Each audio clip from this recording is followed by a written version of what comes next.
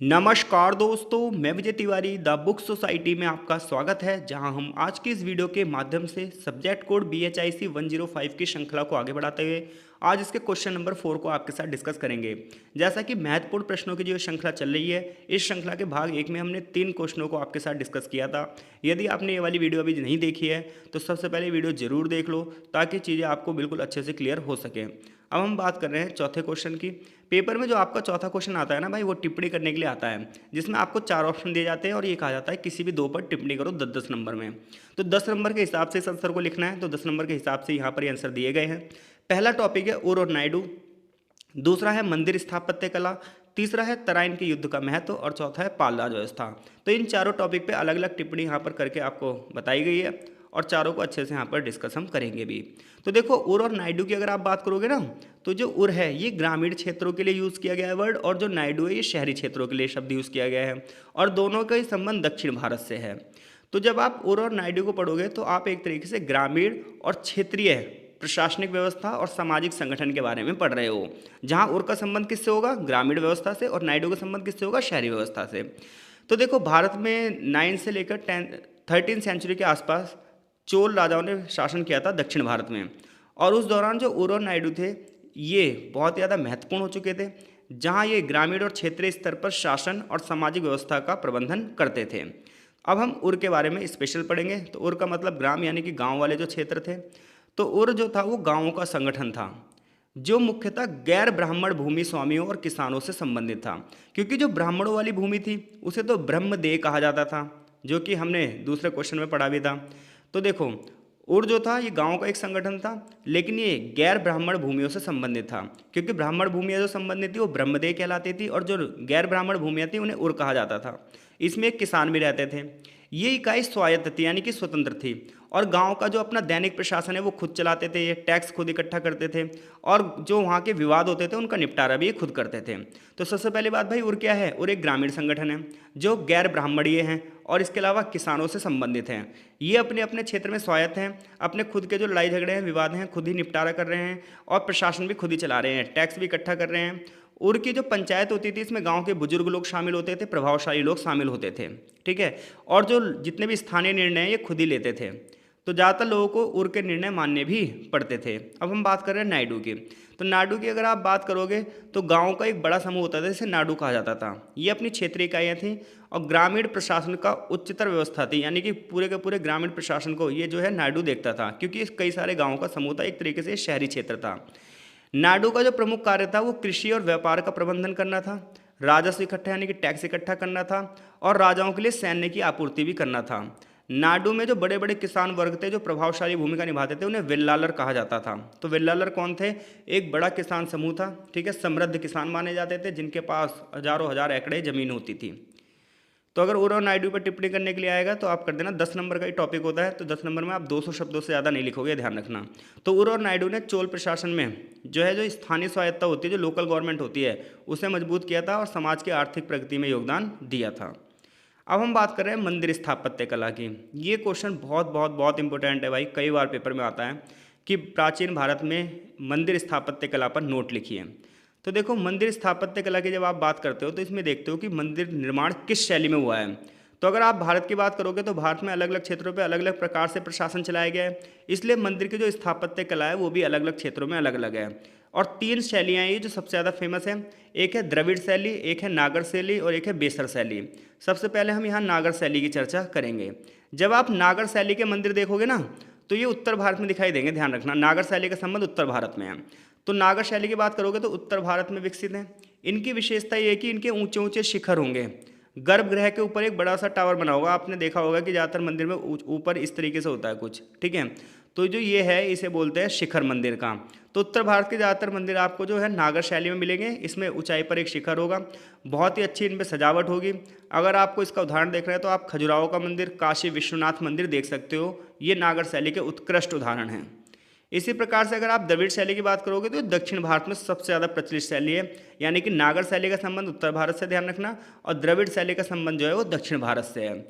इसमें बड़े बड़े गोपुरम बनवाए गए हैं, यानी कि मुख्य द्वार बनवाए गए हैं, मंडप बनवाए गए हैं, विशाल मंदिर बनाए गए हैं। दक्षिण भारत जैसे मंदिर भाई आपको कहीं नहीं दिखाई देंगे, बड़े टॉप लेवल के मंदिर बने हैं। मीनाक्षी मंदिर देख लो आप भाई, बृहदेश्वर मंदिर देख लो, इसके बहुत तगड़े एग्जाम्पल हैं। अगर आप बात करो वेसर शैली की, तो द्रविड़ और नागर शैलियों का मिक्सअप करके एक नई शैली विकसित हुई जिसे हम वेसर शैली कहते हैं। इस शैली का संबंध जो है वो दक्कन के क्षेत्र से है। तो देखो, उत्तर भारत के क्षेत्र से नागर शैली, दक्षिण भारत के क्षेत्र से द्रविड़ शैली, दोनों का जो मिक्सअप आया वो था वेसर शैली, जो कि मध्य भारत में यानी कि दक्कन के क्षेत्र में विकसित हुई। होयसलेश्वर का जो मंदिर है भाई, इसका बहुत बढ़िया एग्जाम्पल है, आप जा सकते हो वहाँ पर, बहुत ज़बरदस्त वास्तुकला है। मंदिर स्थापत्य कला का अपना एक सांस्कृतिक महत्व है। देखो, मंदिर के निर्माण से सिर्फ आपको ये नहीं पता चल रहा कि धर्म आगे बढ़ रहा था, मंदिर के स्थापत्य से आपको यही पता चलता है कि उस समय टेक्नोलॉजी कितनी ज़बरदस्त थी कि जो इतनी अच्छी वास्तुकला आपको दिख रही है, इतनी बढ़िया मूर्तिकला आपको दिख रही है। इस प्रकार से धार्मिक जो विचारधारा है उसे अभिव्यक्त किया गया है। ये कला न केवल धार्मिक धरोहर है बल्कि भारत के सांस्कृतिक और इतिहास का गौरव भी है। कि जैसे वेस्टर्न देश कहते हैं ना भाई, हमारे यहाँ सबसे अच्छा ये है, हमारे यहाँ सबसे अच्छा ये है, तो उन्हें हमें ये बता देना चाहिए कि हज़ारों साल पहले हमारे इतने अच्छे आर्किटेक्चर थे कि उनकी बनाई गई मंदिर, उनकी बनाई गई जो स्थापत्य कला है वो आज तक जीवित है। अगला क्वेश्चन है हमारा भाई कि भारत के इतिहास में तराइन के युद्ध का क्या महत्व है। तो आपको पता है तराइन की 2 लड़ाइयाँ लड़ी गई, और दोनों जो लड़ाइयाँ थी ये पृथ्वीराज चौहान और मोहम्मद गौरी के बीच में लड़ी गई थी। और ये दोनों युद्ध, पहला युद्ध हुआ था 1191 में, दूसरा था 1192 में। तो तराइन के युद्ध की लड़ाई की बात समझो तो पृथ्वीराज चौहान और मोहम्मद गौरी के बीच में ये दोनों लड़ाइयाँ हुई हैं, जहाँ तराइन का पहला युद्ध हुआ है 1191 में, दूसरा युद्ध हुआ है 1192 में। ये भारत के इतिहास में एक महत्वपूर्ण भूमिका निभाएंगी दोनों ही घटनाएं। उसका रीज़न है क्योंकि इस युद्ध के बाद भारत में इस्लामिक साम्राज्य की शुरुआत हो जाएगी, दिल्ली सल्तनत की नींव रख दी जाएगी। तो देखो, तो तराइन का युद्ध भारतीय इतिहास में एक निर्णायक घटना है जो कि भारत की राजनीति को, भारत की संस्कृति को, भारत के समाज को पूरे तरीके से प्रभावित कर देगी।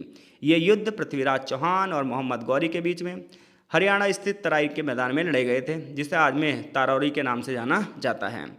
पहला युद्ध 1191 में होता है, जिसे पहला तराइन का युद्ध कहा जाता है। इस युद्ध में पृथ्वीराज चौहान ने मोहम्मद गौरी को हरा दिया था, लेकिन उससे बस गलती ये हो गई थी कि उसने मोहम्मद गौरी को जिंदा छोड़ दिया, क्योंकि मोहम्मद गौरी भाग गया। और ऐसे में पृथ्वीराज चौहान अपनी जीत का उत्सव मनाने लगा। अगर ये वहीं पर ही मोहम्मद गौरी का पीछा करके उसे ख़त्म करता तो अगला आक्रमण मोहम्मद गौरी का होता ही नहीं। तो खैर, ये इतिहास में कुछ गलतियाँ हैं जिन्हें बस आज हम सबक के रूप में सीख सकते हैं। तो पहले युद्ध में पृथ्वीराज चौहान ने मोहम्मद गौरी का भूत उतार दिया था। इस जीत ने उत्तर भारत में राजपूतों की शक्ति जो थी उसे मजबूत कर दिया था और भारत की स्वतंत्रता को बनाए रखा। मोहम्मद गौरी भागता हुआ सीधा अफगानिस्तान चला गया, और लेकिन उसने अपनी इसे अंतिम पराजय नहीं माना। ये माना जाता है कि मोहम्मद गौरी ढंग से सोया नहीं था, उसने जब तक एक मजबूत सेना इकट्ठी नहीं कर ली थी, क्योंकि मोहम्मद गौरी जब अपने राज्य वापस गया तो उसका सिर्फ एक ही उद्देश्य था, पृथ्वीराज चौहान से अपनी हार का बदला लेना। उसने एक बहुत ही मजबूत सेना इकट्ठी करी 1 साल में और वापस से दूसरा अटैक किया। दूसरे युद्ध को तराइन का दूसरा युद्ध यानी 1192 का युद्ध कहा जाता है। इस युद्ध में मोहम्मद गौरी ने छल से पृथ्वीराज चौहान को हरा दिया। ये विजय बहुत ही ज़्यादा महत्वपूर्ण थी।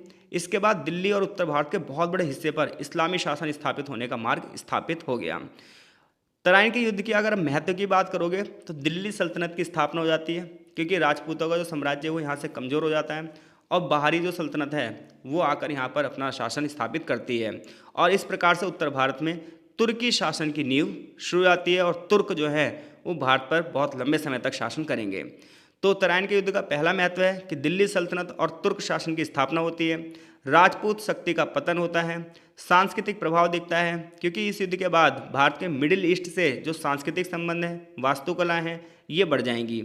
इसके साथ साथ इस युद्ध में अगर हम बात करेंगे तो मोहम्मद गौरी जो है अपने सबसे प्रमुख सेनापति जिसका नाम था कुतुबुद्दीन ऐबक, इसको छोड़कर जाएगा और फिर कुतुबुद्दीन ऐबक यहाँ पर शासन करेगा और उसके बाद लगातार फिर शासन बलबन तक इस तरीके से आगे बढ़ता जाएगा। तो अगर आप तराइन के युद्ध की बात करोगे तो बस आपको इतना पता होना चाहिए कि पृथ्वीराज चौहान और मोहम्मद गौरी के बीच में युद्ध लड़ा गया है। 2 युद्ध हुए हैं। पहला पृथ्वीराज चौहान जीत जाएगा, मोहम्मद गौरी भगता हुआ सीधा अपने क्षेत्र पहुंच जाएगा। दूसरे में मोहम्मद गौरी जीतेगा और इस क्षेत्र का जो शासन है वो तुर्कों के पास चला जाएगा। अब हम बात कर रहे हैं पाल राज व्यवस्था की। तो जब आप पाल वंश का इतिहास पढ़ते हो तो पाल वंश का इतिहास का संबंध 8th से लेकर 12th सेंचुरी के बीच में है। बंगाल, बिहार और असम के क्षेत्रों पर इन्होंने शासन किया है और इस वंश की जो स्थापना करी थी वो गोपाल ने की थी। ठीक है, अब हम बात कर रहे हैं पाल शासन पर टिप्पणी करने के लिए उसने बोला है। तो सबसे पहले हम यही समझ लेते हैं कि पाल का प्रशासन कैसे चलाया जाता। तो मैंने आपको बताया था कोई भी राजा हो उसका कोई भी क्षेत्र हो उसका जो प्रशासन था उसको राजा के द्वारा ही चलाया जाता था।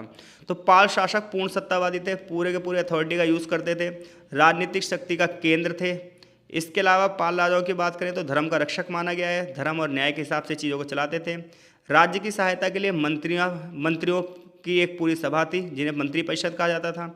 अधिकारी थे बहुत सारे, महासामंत और महापात्र जैसे जो अधिकारी थे ये प्रशासन को चलाने में एक महत्वपूर्ण भूमिका निभाते थे और टैक्स भी इकट्ठा करते थे। स्थानीय प्रशासन को छोटे छोटे भागों में बांटा गया था, भुक्ति, मंडल और विषय ने कहा जाता था। जैसे आज के टाइम पर आप देख रहे हो राज्य हैं, केंद्र शासित प्रदेश हैं, राज्यों के अंदर अलग अलग डिस्ट्रिक्ट हैं, ऐसे ही इन्होंने भी पालों ने भी साम्राज्य को चलाने के लिए साम्राज्य को छोटे छोटे भागों में बांटा था। जैसे भुक्ति हो गया, मंडल हो गया, विषय हो गया। स्थानीय प्रशासन में सामंतों की भूमिका बहुत ही महत्वपूर्ण थी, ग्राम पंचायतों की महत्वपूर्ण भूमिका थी और अधिकारियों की एक महत्वपूर्ण भूमिका थी। पाल जो थे वो कृषि और व्यापार से अपना टैक्स इकट्ठा करते थे और व्यापारिक मार्गों पर खर्चा करते थे, जिसकी वजह से उनकी आर्थिक व्यवस्था मजबूत हो गई। पाल राजाओं ने बौद्ध धर्म को संरक्षण दिया था और विक्रमशिला और नालंदा जैसे विश्वविद्यालयों का विकास किया था। तो निष्कर्ष देखोगे तो आप पाल राज व्यवस्था उत्तर और उत्तर पूर्वी भारत में मजबूत शासन स्थापित करती है। ये व्यवस्था राजनीतिक शक्ति का सिर्फ प्रतीक नहीं थी बल्कि संस्कृति और आर्थिक व्यवस्था का भी प्रतीक थी। तो अगर पाल राजाओं के बारे में भी आ जाए तो आप टिप्पणी कर देंगे।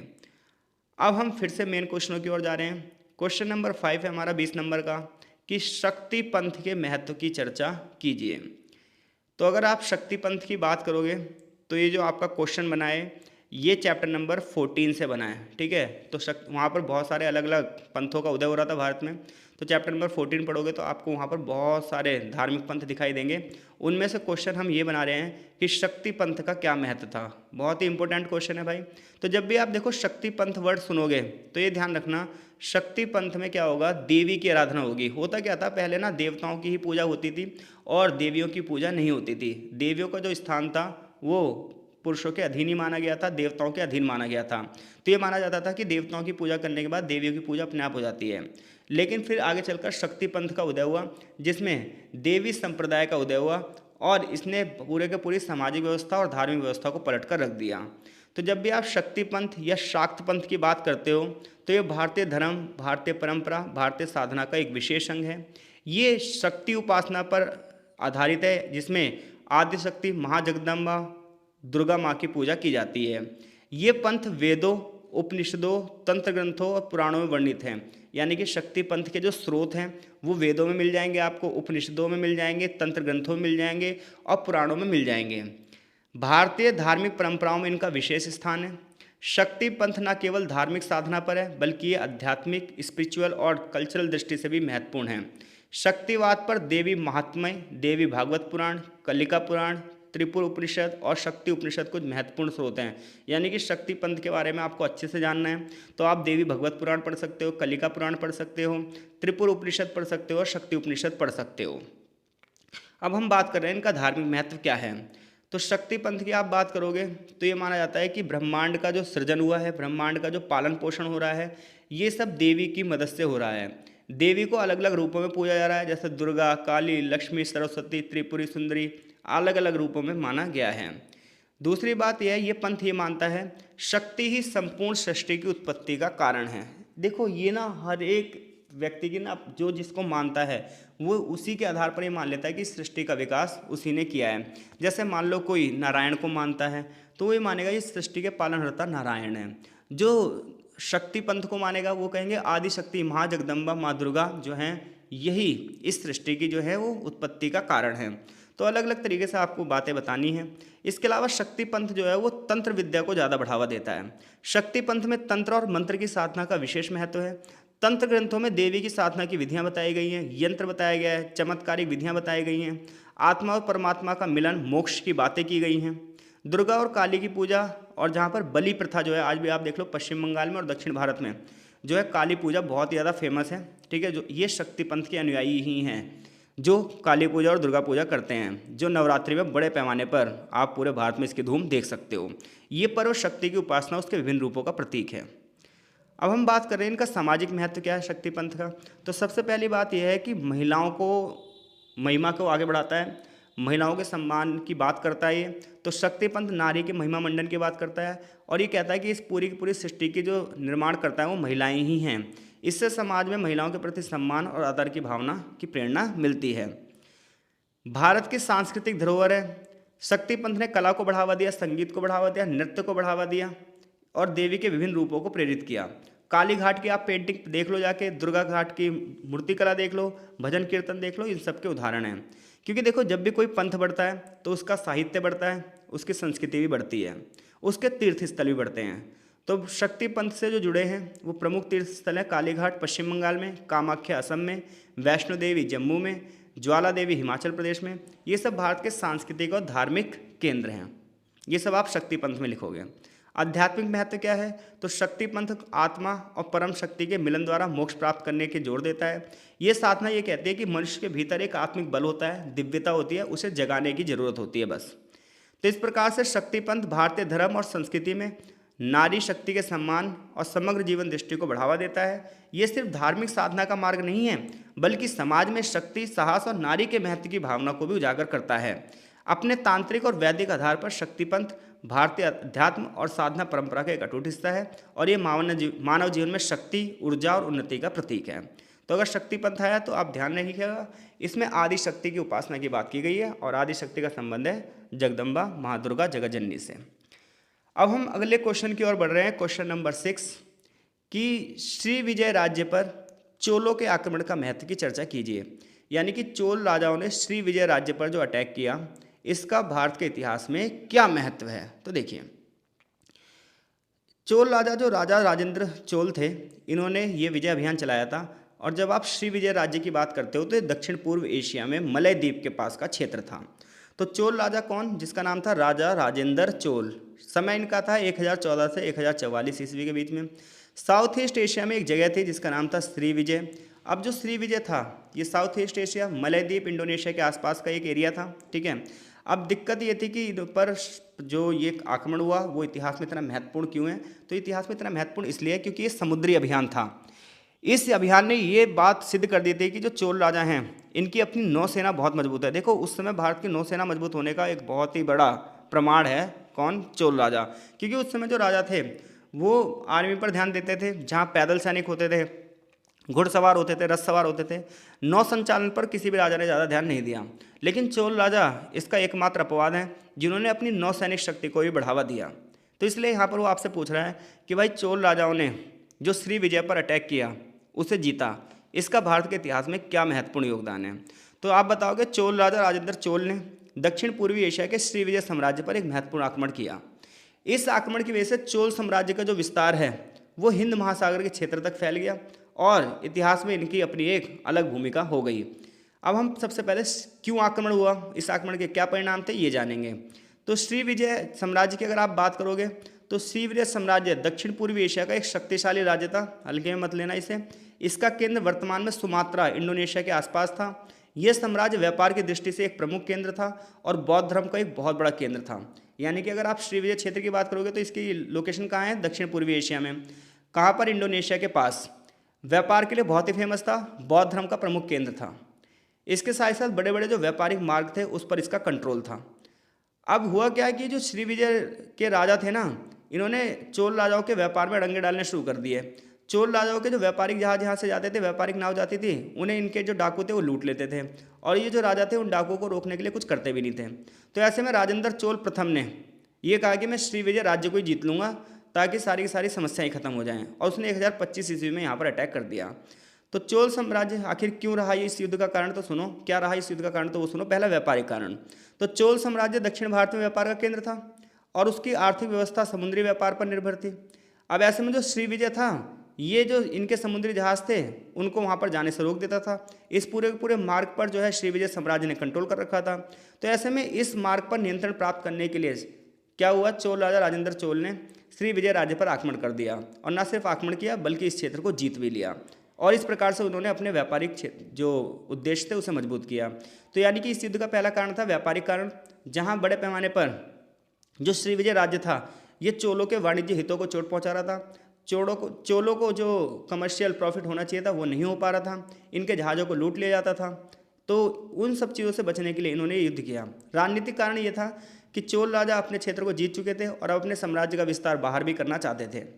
इसलिए वो ये चाहते थे कि जो श्रीविजय जैसे राज्य हैं अगर वो इन्हें जीत लेंगे तो इनका प्रॉफिट भी बढ़ जाएगा और व्यापारिक गतिविधियाँ भी बढ़ जाएंगी। तो इस प्रकार से राजेंद्र जो चोल था वो श्रीविजय साम्राज्य को हराकर अपने साम्राज्य की ख्याति को बढ़ावा देना चाहता था। सांस्कृतिक कारण यह था कि श्रीविजय बौद्ध धर्म का केंद्र था, जबकि जो चोल थे ये शैववाद और वैष्णववाद को बढ़ावा देते थे। तो इन आक्रमणों ने धार्मिक प्रभाव को बढ़ावा देने में भी एक महत्वपूर्ण भूमिका निभाई। तो कभी भी ध्यान रखना, एक युद्ध का सिर्फ एक ही कारण नहीं होता, उसके कई कारण होते हैं। तो चोल वंश का जो ये युद्ध हुआ किससे, श्रीविजय साम्राज्य से, इस युद्ध का पहला और महत्वपूर्ण कारक तो व्यापारिक कारण था, जिसमें श्रीविजय साम्राज्य जो थे ये चोल राजाओं के व्यापारिक लाभ को नुकसान पहुंचा रहे थे, उनके जहाज़ों को लूट लिया जाता था। ऐसे में इनके पास कोई ऑप्शन नहीं बचा था, इसलिए राजेंद्र चोल ने आक्रमण कर दिया। लेकिन इसके पीछे एक धार्मिक कारण भी था, क्योंकि जो श्रीविजय साम्राज्य था वो बौद्ध धर्म का केंद्र था और ये शैववाद और वैष्णववाद को फॉलो करते थे, ये धार्मिक प्रचार करना चाहते थे। और राजनीतिक कारण ये था कि हर एक राजा भाई अपनी सीमाओं का विस्तार करना चाहता ही चाहता है। आक्रमण का महत्व क्या हुआ, तो आक्रमण का प्रभाव ये पड़ा कि जो चोल राजा थे उन्होंने श्रीविजय पर पूरे की पूरी कंट्रोल कर लिया और इनका व्यापार पर प्रभुत्व हो गया। वहाँ के जो बड़े बड़े बंदरगाह थे वो सीधे चोल राजाओं के कंट्रोल में आ गए। और आगे चलकर श्रीविजय के जो राजा होंगे ना, ये चोल राजाओं के पास आएंगे कि भाई हम अपना बौद्ध मठ बना लें, ये कर ले वो कर ले, और फिर ये इन्हें क्या करेंगे, हमारे राजा दयालु तो होते ही हैं, वो इन्हें इस चीज़ की क्या दे देंगे, परमिशन भी दे देंगे, हाँ भाई तुम अपने तरीके से अपनी चीज़ें बढ़ाओ। दूसरा महत्व ये है कि भाई चोल राजाओं की जो नेवी थी, नौसैनिक शक्ति थी, उसे इन्होंने पूरे भारत में दिखा दिया और साथ ही साथ इन्होंने दक्षिण पूर्वी एशिया के साथ संबंध भी स्थापित किए। वैज्ञानिक और सांस्कृतिक प्रभाव यह है, आक्रमण के बाद श्रीविजय और चोलों के बीच में सांस्कृतिक और व्यापारिक आदान प्रदान हुआ। इस घटना ने भारतीय समुद्री शक्ति को दिखा दिया कि प्राचीन भारत में भी, भारत में जो थी समुद्री शक्ति थी। आगे चलकर मुगलों के टाइम पर समुद्री शक्ति बिल्कुल बेकार हो चुकी थी, इसी वजह से यूरोपियंस ने भारत को अपना उपनिवेश भी बना लिया। चोल साम्राज्य में की जो है विश्व में प्रतिष्ठा बढ़ी इस युद्ध के बाद, क्योंकि आप अपनी सीमाओं से बाहर जाकर युद्ध लड़ रहे हो और उसे जीत भी रहे हो, तो इसकी वजह से इसकी समाज में प्रतिष्ठा भी बढ़ चुकी थी। तो इस प्रकार से श्रीविजय पर चोलों का जो आक्रमण है वो आर्थिक, राजनीतिक, सांस्कृतिक दृष्टिकोण से बहुत ज़्यादा महत्वपूर्ण है। इस विजय ने चोल साम्राज्य को एक प्रभावशाली समुद्री शक्ति में बदल दिया और हिंद महासागर के क्षेत्र में भारत का वर्चस्व स्थापित कर दिया। यह घटना भारतीय इतिहास में समुद्री सामरिकता और विश्व व्यापार के महत्व को बढ़ावा देती है। तो अब तक 6 क्वेश्चन जो हैं हम इस पीडीएफ के आपके साथ डिस्कस कर चुके हैं और मैं आशा करता हूं कि सारी चीज़ें आपको बहुत ही अच्छे से समझ में आ रही होंगी। कमेंट बॉक्स में अपनी प्रतिक्रिया देकर ज़रूर चीज़ों को हमें बताइएगा, ताकि हम अगली वीडियो में जो है सुधार कर सकें। बाकी हम एग्ज़ाम के हिसाब से 100% आपको दे रहे हैं, क्योंकि देखो वीडियो ज़्यादा लेंथी भी हो जाएगी तो भी दिक्कत ही है, क्योंकि इतने लंबे समय तक हम नहीं पढ़ पाएंगे। तो इसलिए मेरे ये उद्देश्य है कि कम से कम समय में ज़्यादा से ज़्यादा आउटपुट निकले, और उसी हिसाब से मैं 3 से 4 क्वेश्चन एक वीडियो में रख रहा हूँ, वो भी आधे घंटे में कवर कर रहा हूँ। इसलिए थोड़ा मैं तेज़ भी चल रहा हूँ और चीज़ें जो है वो शॉर्ट में लेकर चल रहा हूँ। तो अगर आपको ऐसा लग रहा है कि स्पीड ज़्यादा है तो आप बता सकते हैं, हम थोड़ी सी स्पीड को कम कर देंगे। अब चैप्टर जो क्वेश्चन नंबर 7, 8, 9 और 10 है ये अगले भाग में डिस्कस करेंगे। तब तक के लिए आपका बहुत बहुत धन्यवाद।